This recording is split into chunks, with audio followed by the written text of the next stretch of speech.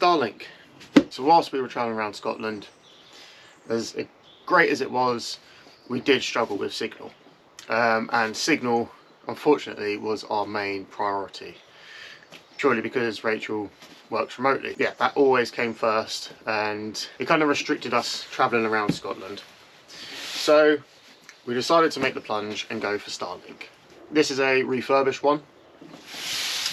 I've already looked inside, it looks immaculate. Now we paid £199 for a refurbished unit. I didn't want to pay for a brand new one because it's £500, but also because I'm going to be taking it apart. Yes, I'm going to be flat mounting it on the roof of Kevlar. Not only that, but I'm going to make it 12 volt. Now, before you think this is just another video of making a Starlink 12 volt and cutting it to pieces, I want to be clever about it, and I've done a fair bit of research. So first of all, we're not using that. Surprisingly, the dish itself is very heavy. Obviously, because it's got motors and gears in it, yeah, it is pretty bloody heavy. We won't be needing that. Got some stickers, we'll be putting that on my box. Definitely won't be needing that. So this is the router that comes with the Starlink, and of course it's 240. Now the main reason why I want to make this 12 volt, Rachel and I work on the internet all day, and then in the evenings we're streaming stuff, so our inverter would have to be on pretty much 12 hours, 14 hours of the day. So it's going to use a lot of power. Obviously in the summer, not a problem. Winter time, that's going to be a problem. So yeah, we won't be needing this. This will be going back in the box, and this is one reason we're not going to void the warranty. So the next thing is this cable. Now I believe we just push this in and we can pull it out. So this we don't need. So this is what we paid £200 for, is just this dish. Now, how am I gonna try and not void the warranty? So straight away, I'm not gonna cut it like everyone else. Now I have seen online is you can separate it. I know you're gonna say, well, straight away that's voiding the warranty, but if I can separate this nicely, and worst case scenario I ever have to send it off, I can obviously clean up the excess glue that they put on, put a little bit of glue back on, and sandwich it back together. So that's the way that I'm going to try and not void the warranty. On the Starlink. So first thing first, I need to crack this open. Alright, tools. I need tools. So the way I've seen this being done before is using some flat blades, like scrapers. This is like a paint and decorators one, so the metal's a bit thicker, but it still comes to a point at the end, so I think this is probably going to work the best. These are just a bit more flimsy. The video that I did watch, they said don't use a hammer, but I'm going to. I'm a bit more controlled with a hammer, so right, I guess look for the weakest opening.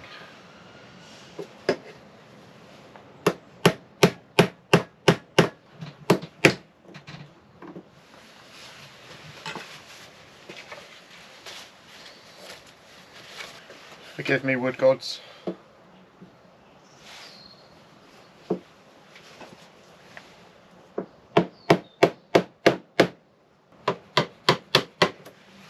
Right, okay, this is the way to go. If you've got a chisel, a wood chisel, use that. That has just separated that perfectly. Granted, I will have to sharpen my chisel again, that's fine, but that is all separated across the top there now.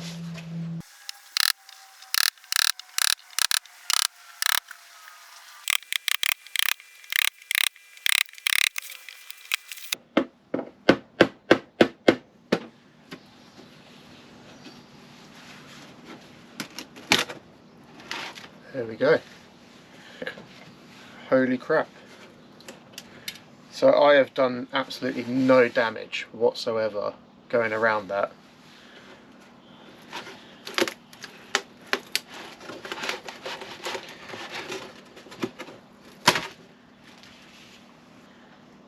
That's amazing.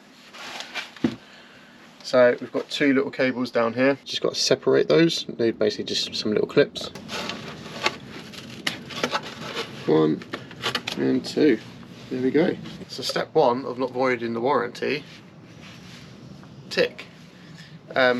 Just probably clean up all the excess glue, and then I could easily glue that back together now. And they should know none the wiser. So I'm going to make my own box to house the Starlink. Yes, you can buy some, absolutely. There's a really great company out there, I think they're called Starmount, and yeah, great bit of kit, don't want to pay that much money. However, I am going to sort of copy their design of making it 12 volt by having the Starlink on top and then all of the 12 volt parts needed underneath it, all in one housing, and then that housing can be taken off, put back on. So I've ordered everything that I need to make it 12 volt, and I basically just need to find out what's the highest part, so I know how deep to make the box, and that is with a bit of clearance, let's call it 35mm. They look about 15mm. Where's my pencil? I'll put a little design up on the screen now of how I'm going to build this. Now, I watched a few videos on YouTube of how to make it flat mounted. I was originally going to use the metal off my roof rack, which is aluminium, but I then found out that that could block the satellite signal. The next step was to 3D print it. I don't have a 3D printer. I do have a friend who has one, but it would have to be in sections. You'd need a really big 3D printer to print these. So that was a no. So, going to make it out of timber. There's a few things that I had to think about. Obviously weight is one thing. I didn't want this thing to be really heavy. So hardwoods were kind of out of the option, even though hardwood would be better.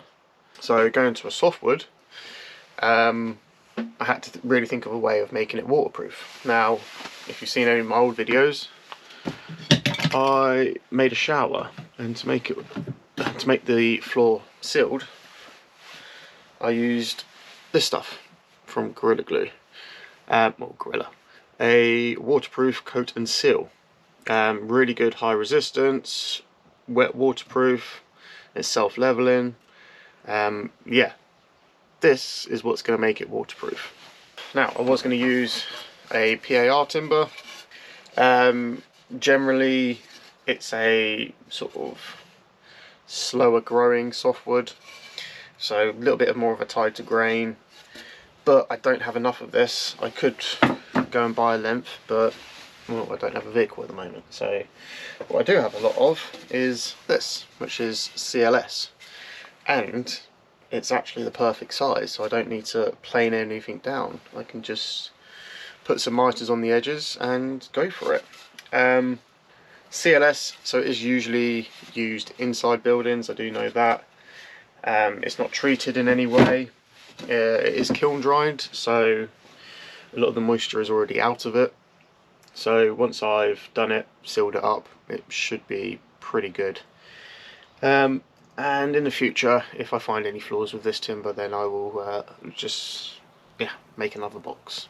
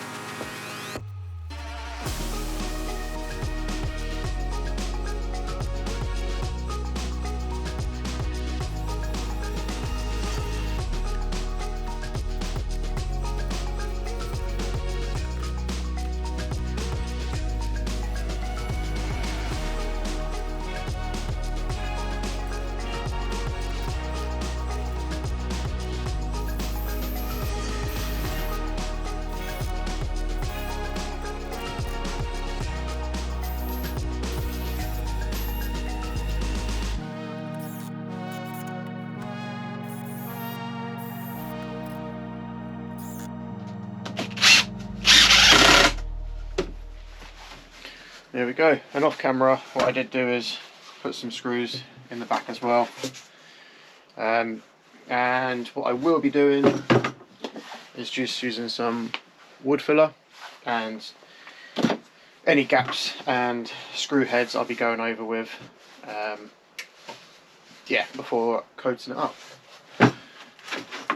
Right, now what's the next job? Next job, routing out the timber for this to sit on.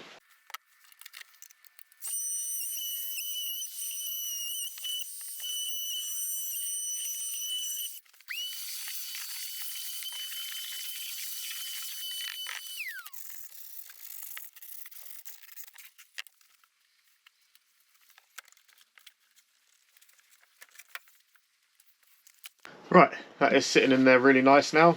There is a gap all the way around it. That's just so if there's any like shrinking or movement from the timber, it's not going to put any pressure on the satellite itself and damage it. But yeah, it is flush, spot on. So to go on top of this, we have got some 3mm clear perspex. Now, where I've been pondering over this for quite a while, just imagine this is the perspex. If I put the perspex on there, obviously all flush all the way around, water's going to run off, come down the side here, and it's kind of not being guided away. It's just going to come down the side and could potentially come in between this and the perspex. So what I'm going to do, using this little router bit, is I'm just going to put a chamfer all the way around this.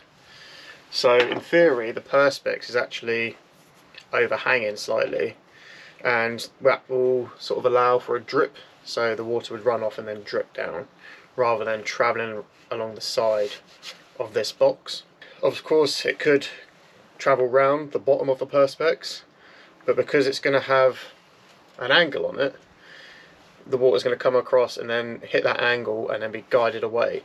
Obviously a van is never perfectly level, but I feel like this is just going to try and give it its best chance of not coming inside the box. We've got other ways of making sure it's like waterproof, so this is just one of those little features which I'm going to add to mine.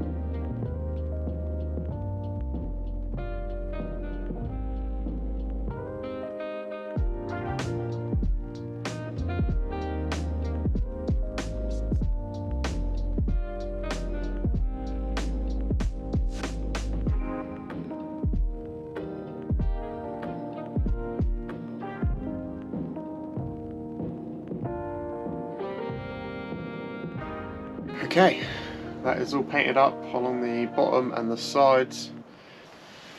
Yeah, look at it, it's glistening. This is now done. It's completely watertight now.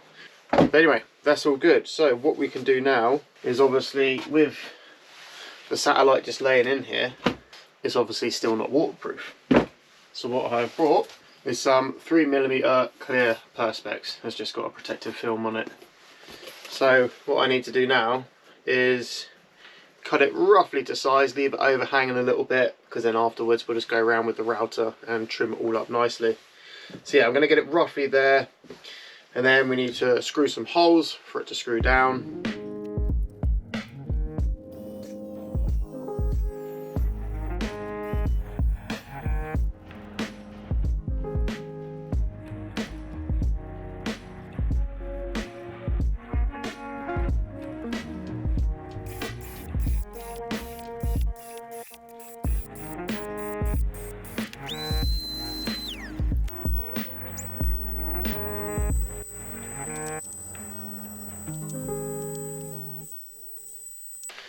So what I've got for screwing these down is some little black screw caps and some stainless steel screws, just to stop them from rusting, obviously. So I'm going to put a little bit of this contact adhesive around the edge of the cap and then screw it down in place, just for that little bit added protection. It's got to be careful not to put too much on it.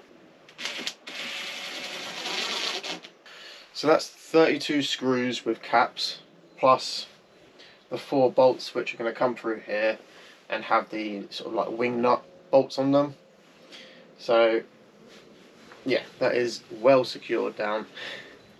What I am going to do is run like a waterproof tape, kind of like a gasket underneath all of these screws. I did think that the screws and the rubber paint would make a seal, but I think I need a gasket around it just to really make sure it's watertight. What I wanted to do was make our Starlink removable from the roof, just in case I have to do any like maintenance on it. Obviously if there's anything wrong inside it. If we, I don't know, are under trees or something, but we've got a little patch somewhere else, I can just run a lead out and just go and lay it flat on the grass, something like that. Just something thinking ahead, you know. So what I decided to do was buy another bit of perspex, which is a bit thicker. It's 5mm and it's solid black. And what I'm going to do is glue that down to our roof, and then from the underside I was going to mount some bolts that come up, probably 4 of them.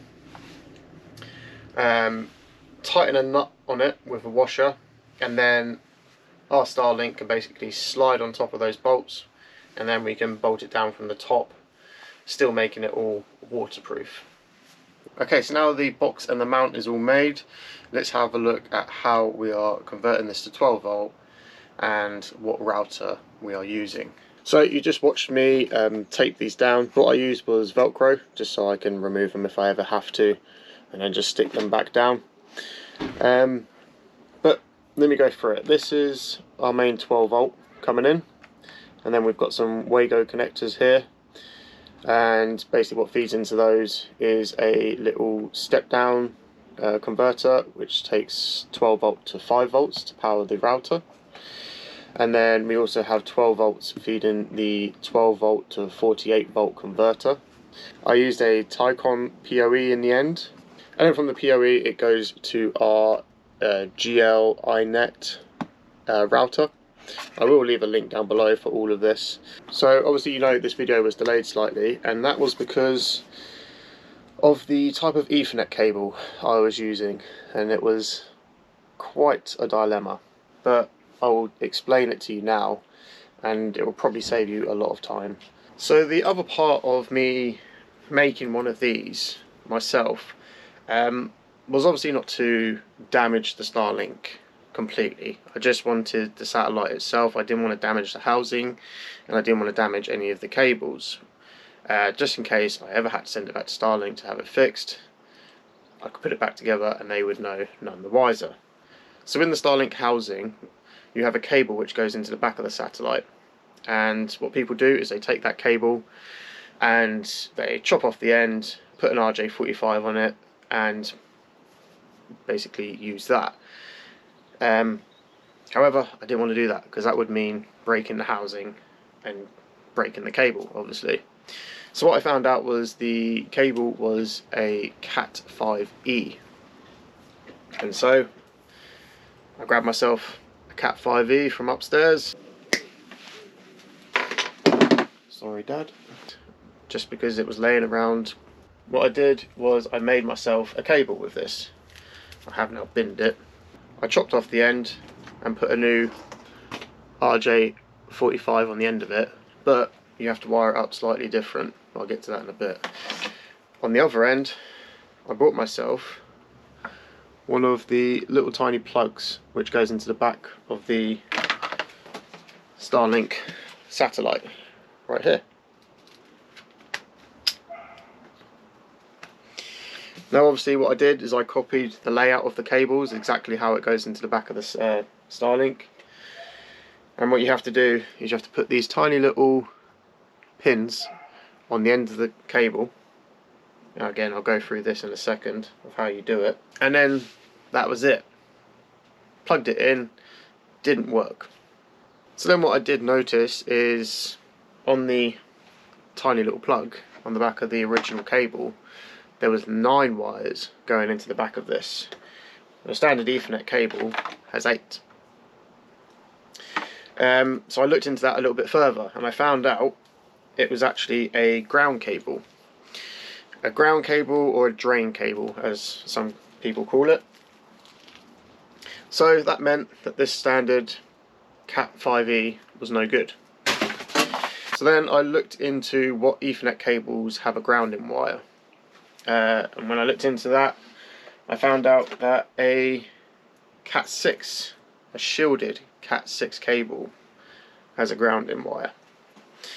Now, from there onwards, I started to use shielded cable and shielded RJ45, which have this metal casing around it, and they come with a little boot as well.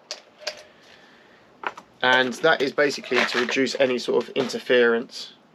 Obviously this is right next to a 48 volt converter, a 5 volt converter. You've got 12 volt cables coming in here, so it is good to have it shielded. So I then took my new wire, again put the right orientation on this RJ45, put the little pins on the end as you can see here, plugged it in, didn't work. So from there onwards I was like, right, it's got to be something to do with this cable, it's got to be to do with something like the resistance in the cables. What I decided to do in the end was take that 10 meter long cable that comes with the Starlink that we're not using, and I decided to chop it up. So I found the middle of it, took about a meter out, and if I ever need to use that cable again, I can basically solder the cables back together. It's not a problem. And also that cable would never go back to Starlink. If they were going to recall anything, or you have to send anything back, you're going to be sending the router and you're going to be sending the satellite dish.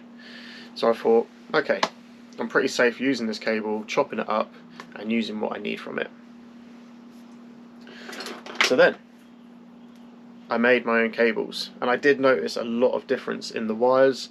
In the Starlink one, they are like fine wires twisted together, whereas in this Cat 6 cable, it was more like a solid copper wire. This is the cable that you need, and again, if you're not going to be using it, or you can take a section out of that cable, use that cable. Now from there I then found out, oh yeah, basically I plugged it in and it didn't work even though I was using the Starlink cable, so there was something wrong. So then I found out that you have to wire the cable from the router to the POE, and you have to swap some cables around. So that's what I did. I found the diagram, it is now here on display. So from the router to the POE, you have to swap the 2 cables around, and I've copied the wires exactly as they are going into the back of the satellite, and then going down into the POE, again you are swapping the cables around as you can see in the diagram, and then that is now plugging in to the POE, and it works.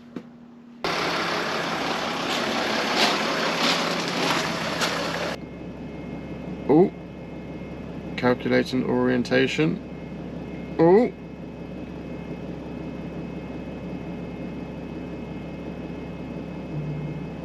go away. It may take a few minutes for the connection to stabilise. I've done it! I'm online! Yes! Woo! Oh, I was getting so worried. I was getting so worried this wasn't going to work. So yeah, yesterday I plugged it all in and I got online. So you can make your own cables up as well, which in my eyes is again not voiding the warranty. because I can still send the Starlink back with hopefully no problems.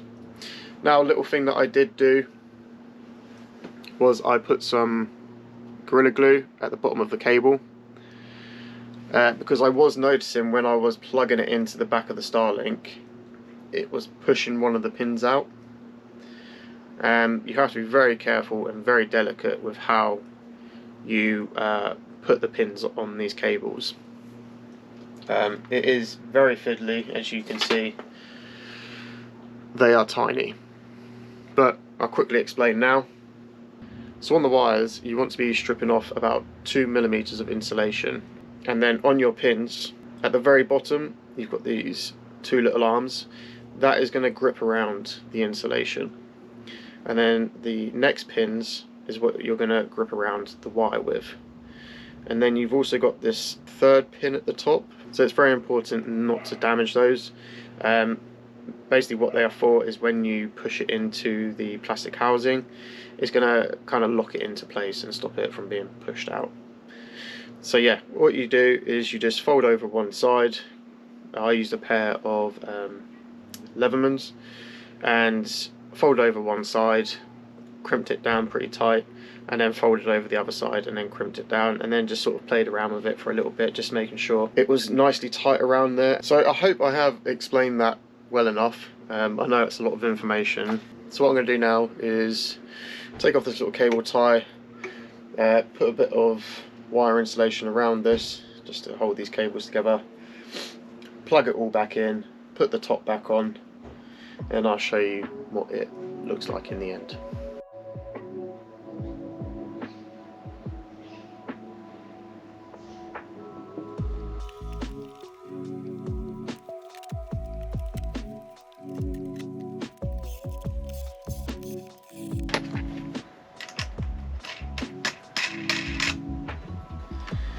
And there we go. That is it, fully assembled and fully working.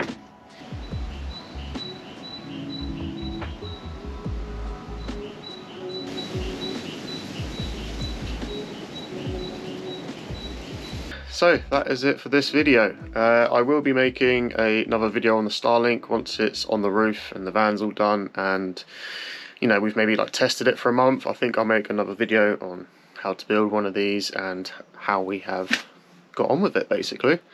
So yeah, thank you all for watching. I hope you've enjoyed this one, and I'll see you on the next one. Right, this is hard. Right, bear with me. I'm so old.